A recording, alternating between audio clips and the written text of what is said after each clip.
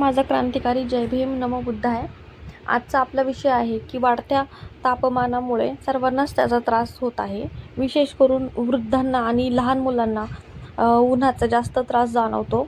ज्यांचं घर पत्र्याचं आहे किंवा ज्यांच्या घरावरती स्लॅब नसून पत्रा आहे, तर अशा घरांमध्ये जास्तीत जास्त खूप जास्त उकाडा जाणवतो किंवा लहान मुलांच्या अंगामध्ये आधीच खूप जास्त उष्णता असते आणि अशा 45 ते 46 डिग्री तापमानामध्ये तर लहान मुलांना खूप जास्त त्रास होतो. असह्य त्यांच्या अगदी बेचैन होतात.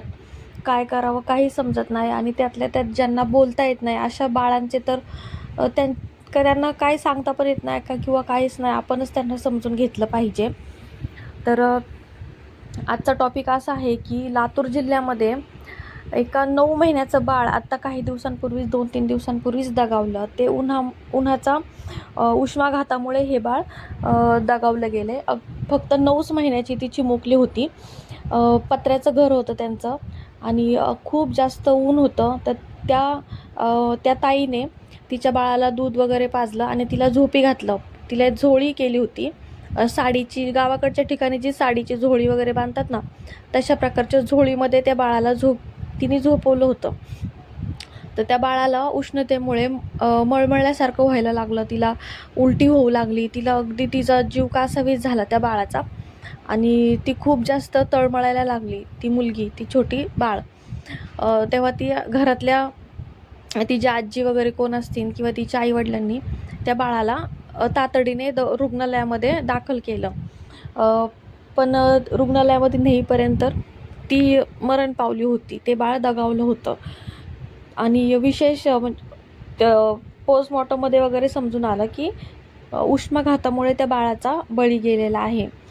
तर कृपया करून जर तुमचं पत्र्याचं घर असेल, तुम्ही असे कुठं ग्रामीण भागामध्ये आहे किंवा खूप जास्त 40 डिग्रीपेक्षा जास्त तापमान तुमच्याकडे आहे, तर त्यावेळी तुम्ही बाळाला झोळीमध्ये न टाकता तुम्ही थोडंसं बाहेर फिरवू शकता ना. कुठेतरी झाडाखाली बसा. बाजूच्यांचं कोणाचं घर असेल चांगलं सिमेंटचं वगैरे, तर तुम्ही थोड्या वेळासाठी बाळाला तुम्ही त्यांच्याकडे ऊन खाली होईपर्यंत कोण विसावा द्यायला नाही म्हणणार आहे का अशा कंडिशनमध्ये. पण कृपया करून बाळांवरती अशा प्रकारचा अन्याय नका करू. चांगली हसती खेळतं बाळ होतं ते. काहीसुद्धा झालं नव्हतं. तिला सर्दी ताप काहीही झालेलं नव्हतं.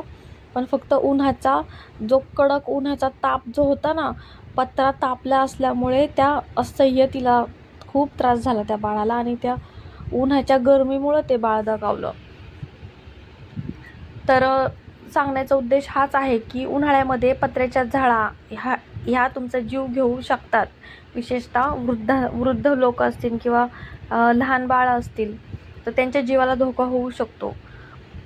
तर वाढतं तापमान आणि वाढता धोका, लहान मुलं ही उष्णतेला जास्त प्रकारे बळी पडतात. त्याचप्रकारे मुलांना कधीसुद्धा 4 व्हीलर जर असेल तुमची तर गाडीमध्ये बंद नका करू.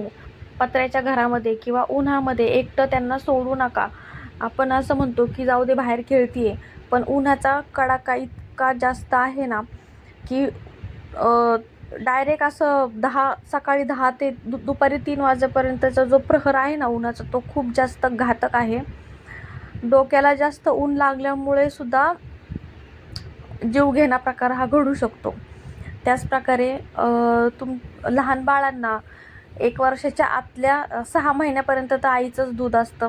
बाळांना पाणी देत नाही. पण तुमचं बाळ जर 6 महिन्यापेक्षा मोठं असेल तर त्यांना ह्या दिवसांमध्ये तरी भरपूर त्यांना पाणी द्या प्यायला आणि थंड ठिकाणी ठेवा. त्यांना हलके कपडे घाला, सुती कपडे घाला, जेणेकरून त्यांना गरम होणार नाही. जाड असं टी-शर्ट किंवा फ्रॉक अशा प्रकारचे कृपया करून बाळांना कपडे घालू नका. अगदी सुती बंडी टाईप मिळतात कपडे बाळांची, तर तशा प्रकारचे कपडे अगदी सुती बाळांना घाला. किंवा थोडंसं ऊन खाली होईपर्यंत नाही कपडे घातली बाळांना ना तरी काही बिघडत नाही. राहू दे उघडं बाळ राहिलं तर. पण उन्हाळ्याच्या दिवसामध्ये त्यांना जास्तीत जास्त थंड ठेवण्याचा कृपया करून प्रयत्न करा. दुसऱ्यांचं बाळ आहे, आपलं बाळ काय, शेवटी बाळं सगळी सारखीच. त्या बाळाचं जेव्हा मी ऐकलं मला खूप वाईट वाटलं. खूप म्हणजे खूप वाईट वाटलं की थोडीशी काळजी घेतली असती त्या ताईनी किंवा तिच्या घरातल्या काही लोकांनी तर ते बाळ आज त्यांच्यामध्ये असलं असतं, तरी तरी इतरांनी ह्या गोष्टीतून बोध घ्या आणि कृपया करून बाळांना जास्तीत जास्त थंड ठेवण्याचा प्रयत्न करा. 9 महिन्याचं बाळ होतं याचा अर्थ ते लोक बाळाला जास्तीत जास्त पाणी पाजू शकत होते किंवा थोडंसं ज्यूस वगैरे कलिंगडचा द्यायचा, टरबूजचा ज्यूस द्यायचा. बाळांचं शरीर आतमधून त्यांना गारवा जाणवतो. थोडी काळजी घ्या रे, असं करू नका महिलांनो, भगिनींनो. सावध राहा, कारण एक छोटी चूक आयुष्यभराची शिक्षा ठरू शकते. ती जी चिमुकली गेली ती काय आता तिच्या आईकडे, तिच्या बाबांकडे परत येणार नाही आहे. पण व्हिडिओमधून मला हेच सांगायचं आहे की तुम्ही तुमच्या बाळांची काळजी घ्या, स्वतःची काळजी घ्या. येत्या 12 मेपर्यंत हाय अलर्ट सांगितलेला आहे की 11-12 मेपर्यंत तरी तापमानाची पातळी 40-42पर्यंत असू शकते. तर तोपर्यंत कृपया करून सावध राहा आणि काळजी घ्या. 2 व्हीलर वगैरे उन्हामध्ये ठेवलेल्या आहेत. तर अशा ह्याही घटना खूप झालेल्या आहेत की 2 व्हीलर पेट घेतात. गाड्यासुद्धा ह्या इतका उन्हाचा कडाका आहे ना की गाड्यासुद्धा पेट घेतात. तरी कृपया करून माझ्या दादा लोकांना सांगणं आहे की तुम्ही जर तुम्हाला पेट्रोलची टाकी तर बिलकुल पण फुल करू नका. ऊन खाली झाल्याच्या नंतरनं तुम्ही पेट्रोल वगैरे किंवा तुम्हाला काही इंधन भरायचं असेल गाडीमध्ये तर भरा. आणि गाड्या सावलीमध्ये, जिथे सावली असेल सावलीत गाड्या लावा, उन्हामध्ये लावू नका. कारण उन्हामुळे गाड्यांनासुद्धा धोका होतो आहे आणि बऱ्याच ठिकाणी झालेला आहे. ठीक आहे, ह्या व्हिडिओतून एवढंच सांगायचं होतं. धन्यवाद. नमो बुद्धाय.